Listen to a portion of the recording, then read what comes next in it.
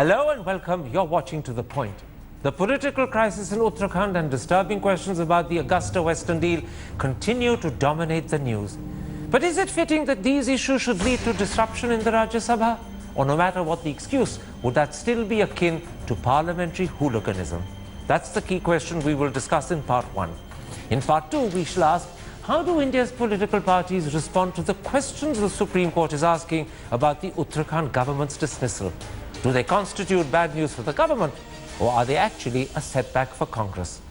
My guests are a member of the BJP National Executive Sheshadri Chari, Shiromani Akali Dal Rajya Sabha MP Naresh Gujral, Biju Janata Dal Lok Sabha MP Pinaki Mishra, CPI Rajya Sabha MP D. Raja, and the former Minister of Information and Broadcasting, Congress spokesperson Manish Tiwari.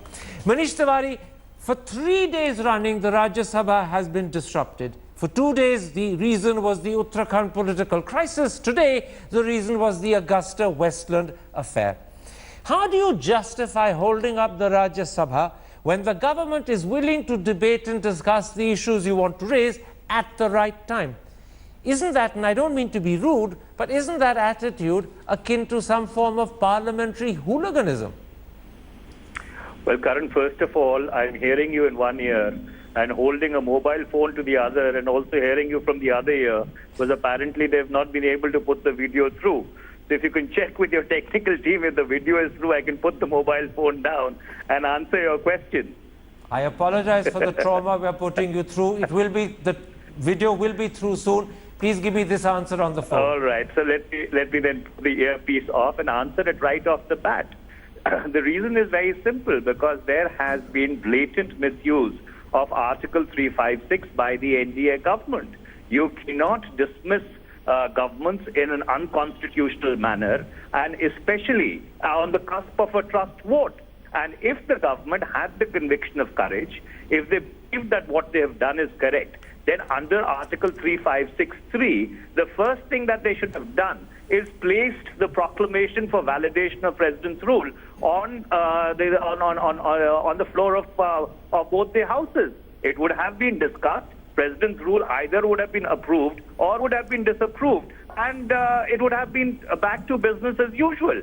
But the government, is trying to be more clever than by half, and trying to use the 2-month period in order to find a way of justifying the chicanery. So therefore, what the Congress and the other opposition parties are protesting against is that if at all you've gone and invoked 356, imposed President's rule, according to us wrongly, according to you perhaps rightly, which of course has been struck down by a division bench of the High Court and which is now under adjudication of the Supreme Court, please bring it on the floor of the House. Let it be voted on. Okay, let me bring you in on that point. What he's basically saying is the government was being too clever by half. You were trying to give yourselves 2 months in which you can manipulate and maneuver, rather than bring the discussion on the dismissal of Uttarakhand on the first day. And therefore, the disruption was a direct result and response to what he calls a government being manipulative. See, even presuming that he is wrong, absolutely wrong, but even presuming that he is right on this issue, what was the course of action that was available for the Congress? Can the Parliament undo what the President has done? Is there a precedence? No. Can the Congress do something in Parliament which the courts are seized of? Today, in fact, the Supreme Court has decided that the President's rule will stay, and the next hearing is probably after But this is an interim decision. Therefore, what is important is the ruling party has categorically said on the floor of the House that we are prepared to discuss every issue that confronts this Parliament and every issue that the opposition is raising, but let there be debate. Let me put it like this, Naresh Gujral. The Congress demand for an immediate discussion on Uttarakhand, as opposed to a discussion when the government is ready to have it, hinges critically on the fact that what happened in Uttarakhand was a destruction of democracy and an undermining of the Indian Constitution. And to be honest, the comments passed by the Uttarakhand High Court, as well as the comments in the media, clearly bear out that perception. So isn't that a good reason for Congress saying, we want the discussion now, not later, and holding up Parliament, because that's the only way they can get their way? Karan, let me first state one thing very clearly, that my party is totally against 356. We've been victims of this 7 times since independence. So we do not believe that this should be invoked unless it is totally necessary. Now, circumstances in this case were of a nature that perhaps the President felt it was justified. Now, it's sub judice. Obviously, the courts will take a decision, and the decision is not going to be very late. I think it should be coming in the next few days. So there is no harm if we wait for the Supreme Court to spell out certain things, and then Parliament debates all those things in total. So in other words, you're saying the Congress demand for an immediate discussion rather than a discussion at a later point, and holding up Rajya Sabha to get that immediate discussion is unjustifiable. Look, Congress's position was very clear even before the session began. They have decided to disrupt the economic agenda of this government. They do not want this government's economic policies to succeed. So at any cost, they will look for some excuse and they will disrupt. And that is the basis of the politics today. Let me put that particular interpretation of Congress's behavior to you, Mr. Raja. The view is that everyone accepts that what happened in Uttarakhand is questionable and a debate and discussion about it is necessary. But at the same time, most people feel that Congress is using Uttarakhand actually to score political points, to disrupt Parliament because they want to delay and retard legislation so that some damage is done to the BJP government. And therefore, what Uttarakhand has done is to provide Congress a veneer of legitimacy for the disruption, but the real intention behind the disruption is to hold up Parliament and score points. How do you answer that?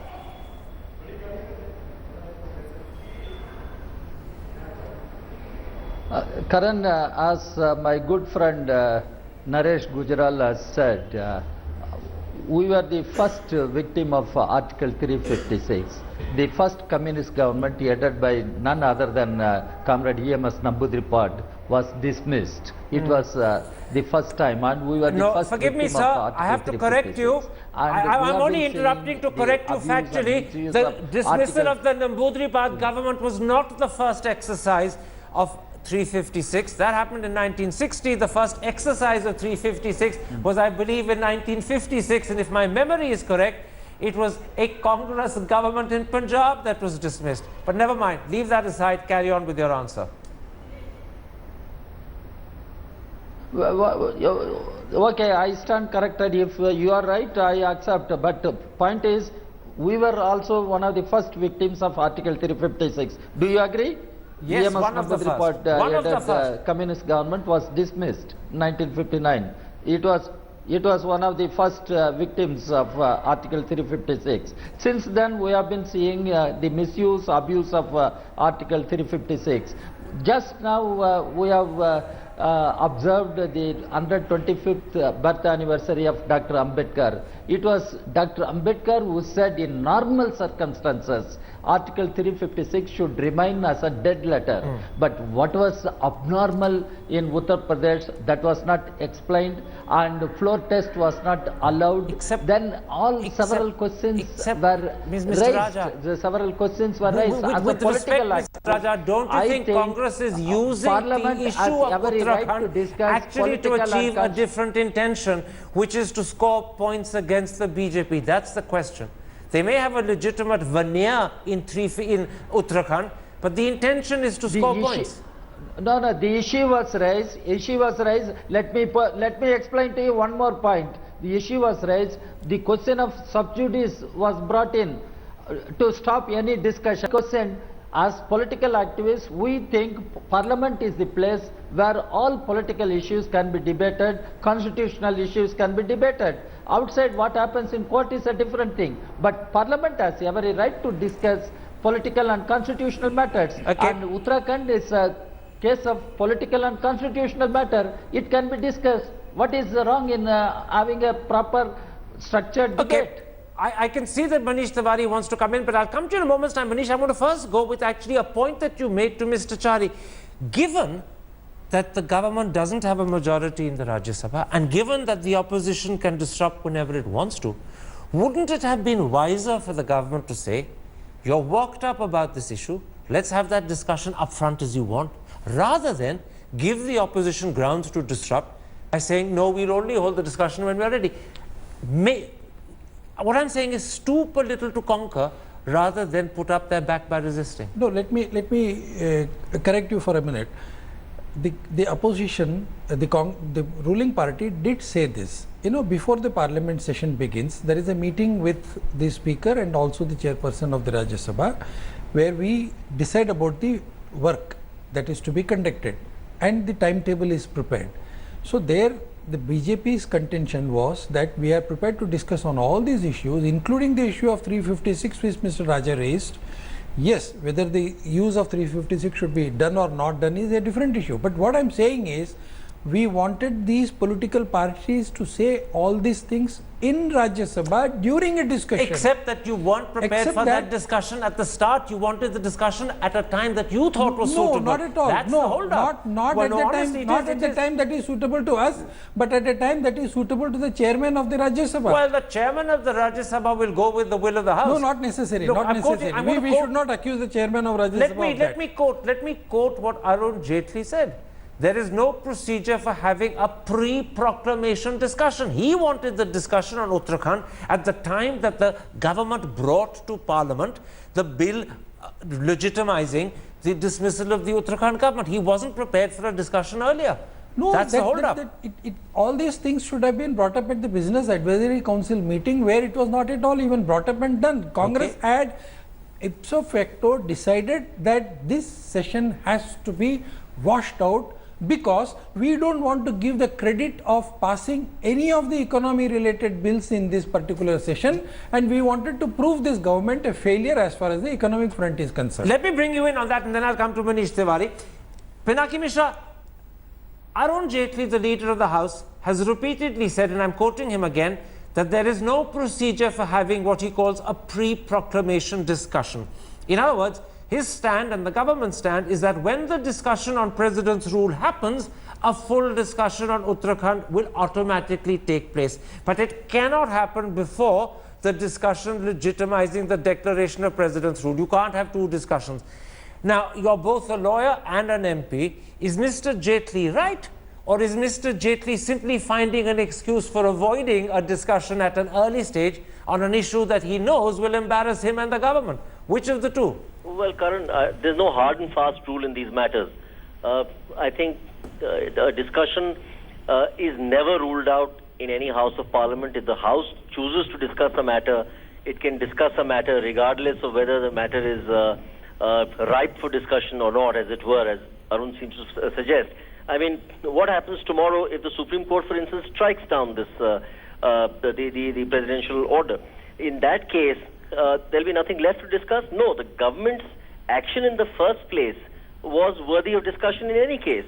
So therefore, I don't think there's any hard and fast rule in this case. I think he only wants to await the Supreme Court order and then see whether he'll have to bring it to the House. If the Supreme Court upholds the presidential proclamation, then it'll have to be brought to the House, and then it can be discussed. Can I then ask you? Other issue, Karan, Pinaki, can I ask you this? Your reasoning leads me to the conclusion that you think that the disruption that Congress has forced on the Rajya Sabha for the last 2 days over Uttarakhand is justified. In other words, you're saying Congress has a right to an immediate discussion, the government is wrong to try and delay it, and therefore if the only way Congress can secure an immediate discussion is through disruption, that disruption has legitimacy. But Karan, may I, with great respect to you, disagree with you completely. The House has not been disrupted. Today the House ran very happily.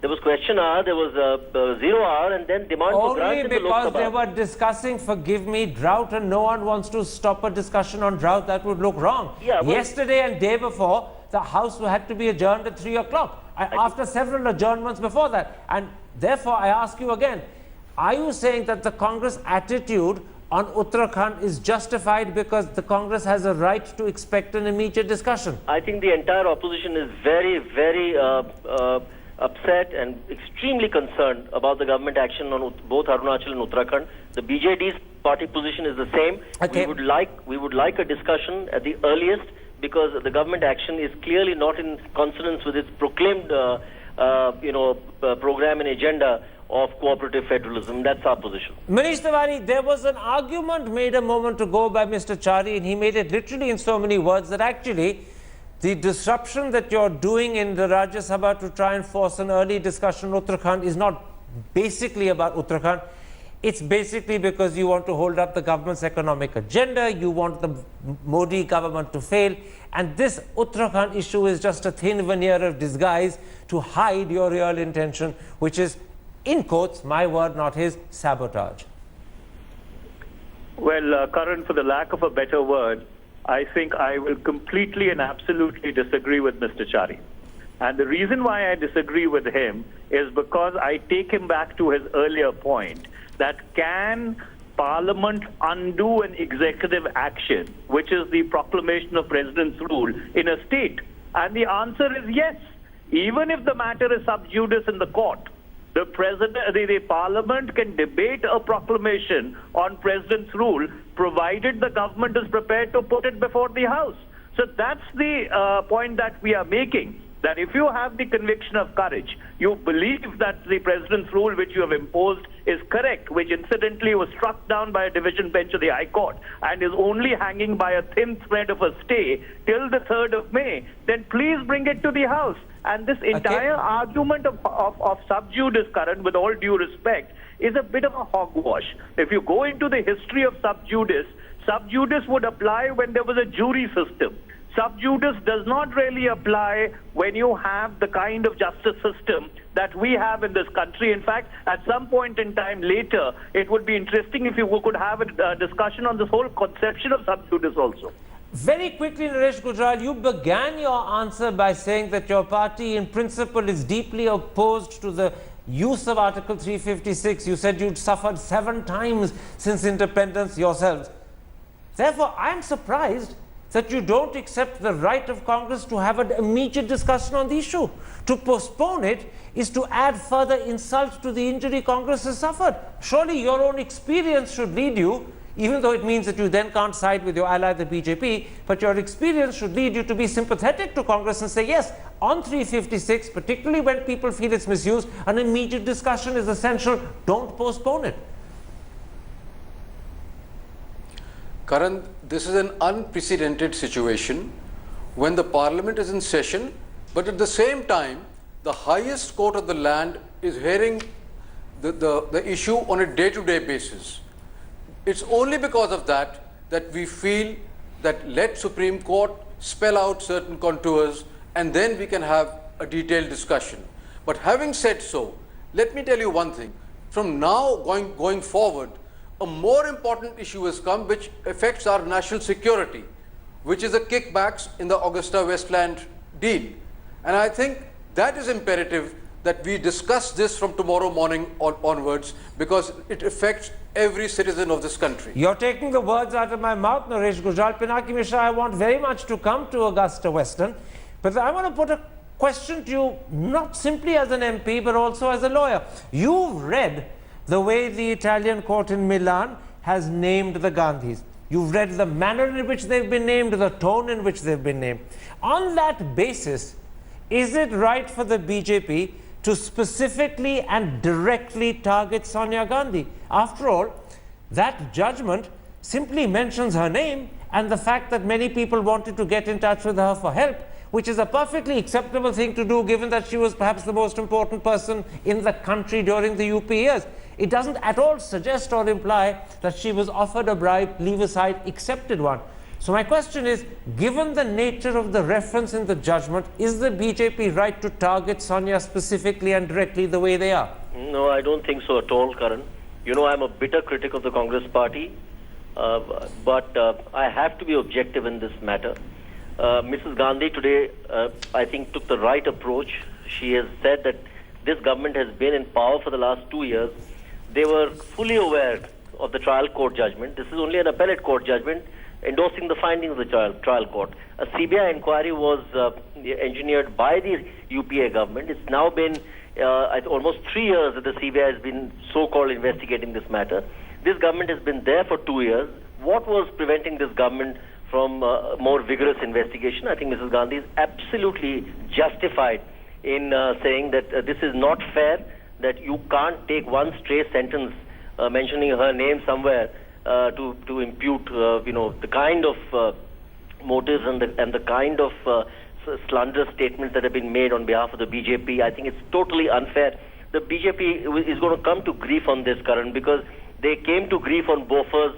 Unfortunately, 6 years of the NDA won, nothing came of Bofors. For the last 3 years, they've had a government in Rajasthan as well as in Haryana. Nothing has come of the Robert Vadra accusations.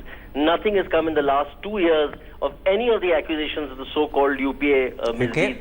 The CBI director is lamenting that he doesn't have the personnel to handle all these investigations that are heaped on the CBI's table. The government does nothing about these systemic changes. I think this, shoot and scoot kind of thing that is the government is engaging in and the BJP is engaging in, this is not going to bring fruit. I think the people of this country are now far too wise. They have seen through this game of accusations being made, in this very cavalier fashion and on the basis of some stray remark somewhere. And the people have, for 10 years voted the UPA to power despite all the accusations of Bofors. So therefore, the government has to come down to very serious business. This shoot and scoot can't work. Mr. Chari, did you hear the language that Pinaki Mishra used? And remember, he's not a congressman defending loyally the Gandhis. He's from the BJD. They look upon Congress as their biggest opponents in Orissa. He's neutral between you and the Congress. And what is the language he used? Shoot and scoot. Grossly unfair. Deliberate targeting. He says the BJP will come a cropper. He firmly believes that you are utterly wrong in targeting Sonia Gandhi. And therefore, it follows, I presume, that if Congress holds up the Rajya Sabha, they're right to do so. No, I don't think we can draw a conclusion from what he says. As you said, if the Congress holds up Rajya Sabha, they can be justified. But I'm sure he didn't say it. And if as a member of parliament, he implies that holding up the proceedings of the House should be justified, then I don't think that is the right way of looking at the parliamentary procedure. That was my interpretation. What about the bigger point that this is unfair treatment? What is important is, even Mr. Pinaki Mishra will appreciate the fact that the last phase of the UPA government was full of certain anomalies and corrupt deals and decisions. So one by one, these decisions are coming out. Now it takes 2 years, sometimes it takes 3 years. The CBA has to go through its own procedure. There cannot be a timetable as to when corruption issues should come up. Can I interrupt? What he actually said is that you don't have any basis other than stray sentences for targeting Sonia, and therefore this is unfair. That is for the CBI and the Parliament to discuss and come to a conclusion. Let there be a discussion on all these issues. Let people clarify it. Let there be a court case against all these things. Let CBI do its own inquiry. Why rush past all this on the basis of saying that you cannot file a case against somebody or you cannot accuse somebody only on the basis of what has been done? After all, this is part of the court proceedings and it is part of the judgment. Well, part of the court proceedings in Italy and part of the judgment only in terms of stray sentences. The conclusion you're drawing from those stray sentences is not just disputable, they are not wrong. Not ordinary stray sentences. They have very deep consequences as far as the corruption issue is concerned. Let me bring in you, Manish Tiwari, because the point that's being made is a simple point. If you take, and I'm sure you do, reassurance from what Pinaki Mishra said, this is shoot and scoot, this is unfair, these are stray sentences, the BJP will come a cropper. If you believe all of that, then actually it's in your interest when references are made in Parliament to Sonia Gandhi to encourage an immediate debate, because you will win from it rather than lose. But when instead, as happened today, you hold up the functioning of Parliament because her name was taken, you suggest that you have more to hide and you're not being transparent. So I put it to you that after what you've heard from Pinaki Mishra, your strategy should be the opposite of what you did. Encourage a debate, you'll win it, as Pinaki suggests. Don't deny a debate, because that suggests you've got things to hide. Karan, unfortunately, I guess people suffer from selective amnesia, or they deliberately have a short memory. Let me take you back to the February or the March of 2013, when these insinuations had initially surfaced. In fact, both houses of parliament passed a resolution setting up a joint parliamentary committee to look into the entire matter. And guess who backed out of the joint parliamentary committee? Who refused to give names? It was the Bharatiya Janata Party, because they were not interested in a joint parliamentary committee. Who ordered an investigation into the entire matter? It was a UPA government. Who cancelled the contract? It was a UPA government. Who blacklisted the company? It was a UPA government. Who revoked the blacklisting? I'm It not was sure an about the NDA blacklisting, government. but everything else is correct.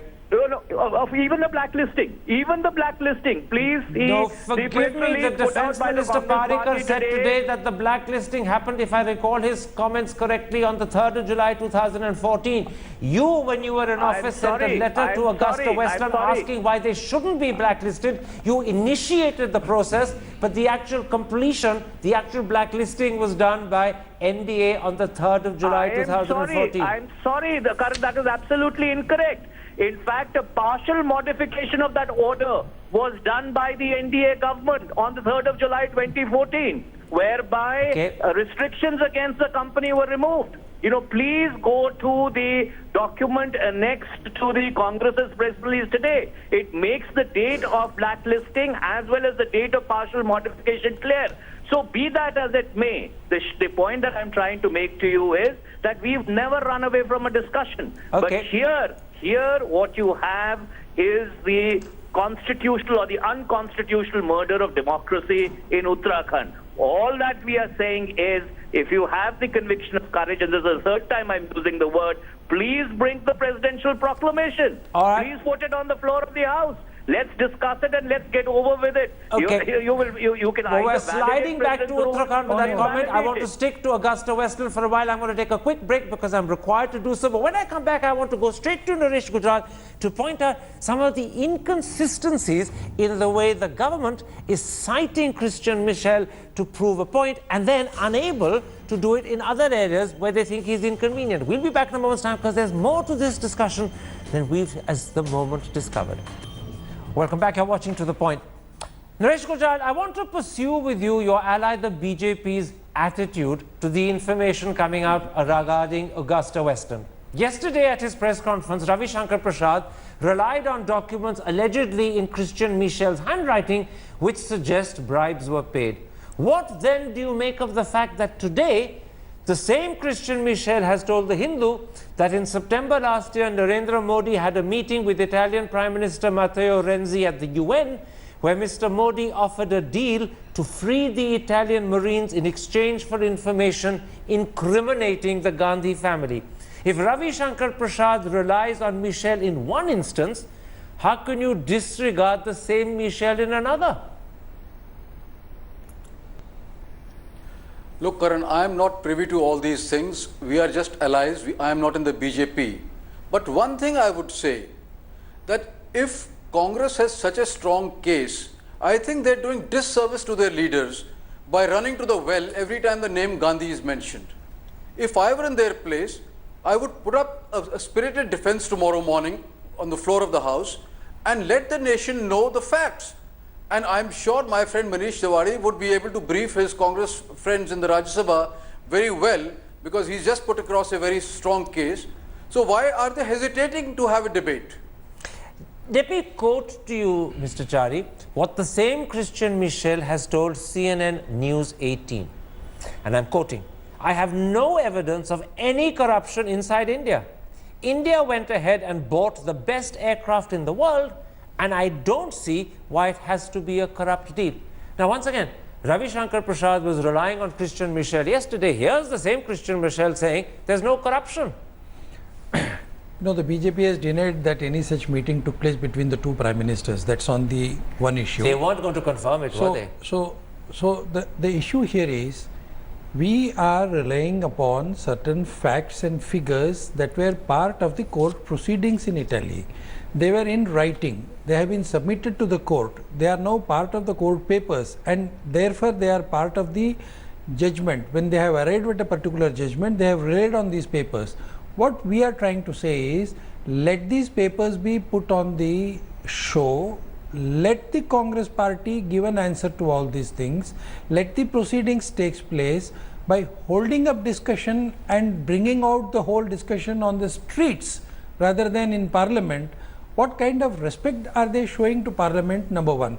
Number two, pardon me for going back to Uttarakhand issue, I respect Manish Tiwari for what he has said, but what is more important here is, when the Supreme Court is seized of the matter, on the day and at a time when the Supreme Court is talking about it, when you discuss it in Parliament, you are putting the Parliament exactly against you did that judiciary. with Arunachal Pradesh. Exactly, you did with that judiciary. with Rohit Vemula. You are You've done it creating a many times confrontation. again.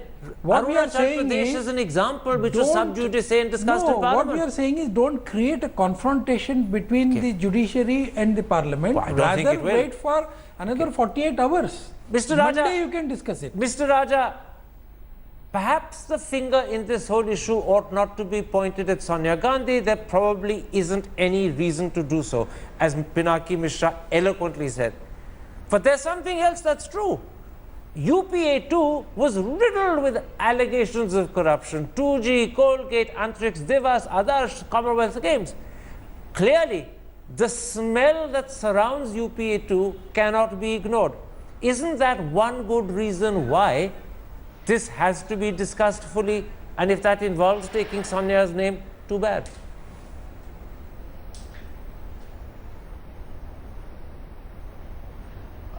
At the outset, Karan, I must congratulate Pinaki Mishra for his very eloquent explanation. Really, I appreciate that, the way he put everything in a proper perspective.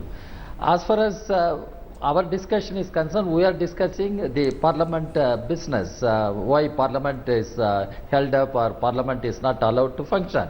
There are two issues. One is the developments in Uttarakhand.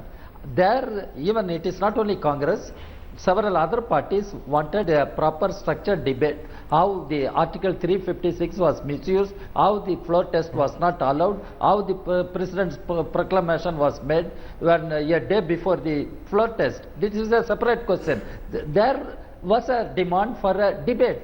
Why BJP did not agree for we've that? talked Now, about third day Uttarakhand. Come to BJP comes out AgustaWestland now, with please. another issue targeting the Congress party. Yet, no, what I am saying, why BJP has taken up this issue, I do not see any sincerity, any honesty in what BJP has been saying about this issue. If BJP is sincere, BJP should have agreed for Uttarakhand development, and BJP could have asked for debate on this issue also, AgustaWestland the discussion also. And there are several issues. Leader of the opposition, Mr. Ghulam Nabi Azad, has asked several questions, but government has no answer. Government has no convincing reply to his questions. The meeting, you yourself quoted what Hindu has written today. There was a meeting between two prime ministers. There was a deal to free the Italian Marines, and in exchange of some evidence or some data against Can I bring in Manish Tiwari? What is this happening in our country? We should be truthful to our people. We should be truthful to our Parliament.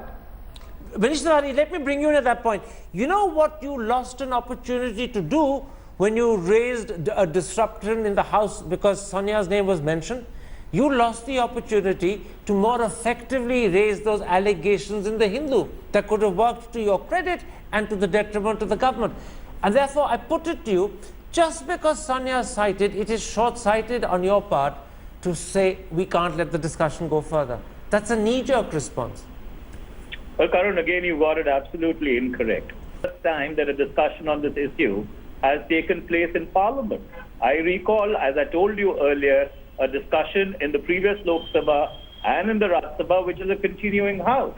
But all that we are trying to underscore, stress, and tell this government is that what you have done is completely and absolutely unconstitutional. Please bring that to the floor of the House. Let us get it out of the way. And this argument which is being made by Mr. Chari, with great respect to him, that this would only exacerbate the confrontation between the two institutions, I think is absolutely incorrect, because the Parliament has a sovereign right to function within its constitutional domain, just as the courts have a sovereign right to do so. Let me reverse this argument. Tomorrow, if, let's say, Parliament schedules the discussion on the proclamation of President's rule, is the Supreme Court going to stay its hand? Is the Supreme Court then going to say that because Parliament is discussing it, we will not go ahead and adjudicate on the imposition of President's rule in Uttarakhand?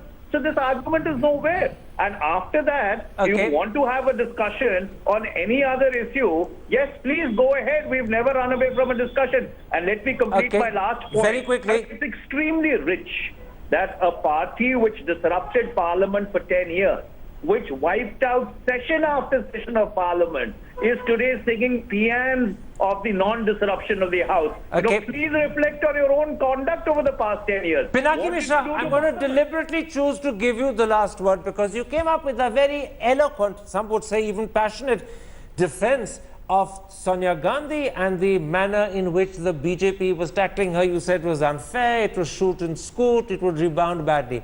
That being the case, do you think the Congress was justified in disrupting the Rajya Sabha today because Sonia's name was mentioned by Subramaniam Swamy? Or do you think that was an error because they could have used the opportunity to make some very good points of their own? Karan, let me clarify something, lest I be misunderstood. This is a very serious matter. In Italy, some people have been convicted for bribe giving. Let there be no mistake about this. Therefore, there are some bribe takers. There is no question about that. But this requires an investigation, not allegation. That's my point. I'm not saying for a moment that this is not a serious matter. I'm not saying for a moment that this does not brook the deepest investigation possible. I think it's a matter of shame that people in Italy have been convicted of bribe giving and we are not able to find out who are the bribe takers here. So what about my question? Given what you said earlier, is Congress justified in forcing a disruption because Sonia was named by Subramaniam Swamy? No, I think no party is justified, least of all the Congress. They should make bold, like Mrs. Gandhi has come forward and made a very robust defense today. I think the Congress party is capable of a very robust defense on the floor of the House, and that's the way it should be in a democracy. There's no point in disrupting because then you look stupid. I mean, you just look like you're trying to duck the issue. There's no reason to duck this issue because there is nothing conclusive so far. The government, in fact, has been completely lax over the last 2 years. They've been in government. They've got the CBI, in a case, the CBI has got the bit between its teeth. I don't understand why the CBI doesn't proceed to a more vigorous, investigation. All right, Pinaki, I'm going to have to stop you there. We're running out of time. Forgive me. I'm going to have to stop you there. But once again, you're making a cogent case for saying, don't disrupt the House when you've got a good argument to make. You lose and deny yourself the opportunity to make it. That is a clear message to Congress, even if earlier you were defending the party stand. My thanks to all my guests once again. My apologies to both Manish Tiwari as well as Pinaki Mishra for the fact that the OBs that we sent didn't work. And my apologies to the audience too. I'm afraid that was unfortunate and regrettable. Goodbye. Good night. Union Minister Nitin Gadkari has constituted a committee under the Transport Minister of Rajasthan, Yunus Khan, and all state transport ministers to submit a report on a bill to make fair